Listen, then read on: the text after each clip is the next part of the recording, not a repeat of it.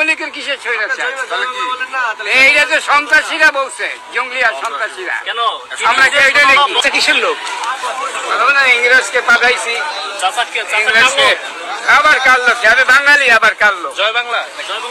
হ্যাঁ, আমার দেশ হলো বাংলাদেশ। কিছু বলেন না আঙ্কেল, আপনার তো জয় বাংলা কেন জয় বাংলা করে দিছে? আরে ভাই আমি কি বলি, আমার কথা আপনি বোঝেন না, আমাকে ইংরেজি বোঝে নাই। সিয়াটের বাল যারা আইছে এক পয়সার অবদান কারো নাই।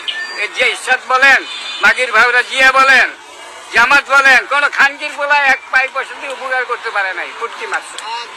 উপকার কি করছে? কথা বোঝেন না, আবার গায়ে উপকার কি করছে বললাম কি, কোন খানকির পুঁতে উপকার করতে পারে নাই, কোন খানকির পুঁতে। আবার আমি বাঙালি, একটা বাদ আছে, জয় বাংলা। একটা বাদ দিলেন কেন? আমি কোনটাই বাদ দেয়নি, আমি যেটা বলছি যারা শাসক হয়ে গেছে বলেন আওয়ামী লীগ স্বৈরাচার বলেন। আবার আওয়ামী লীগের কিসের স্বৈরাচার?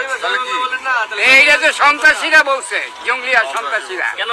আমরা কি এইটা লিখি? বছর আমি একটা ভোট দিতে পারি না কেন? আমি কি ওইটা? আমি একটা ভোট কেন দিতে পারি না?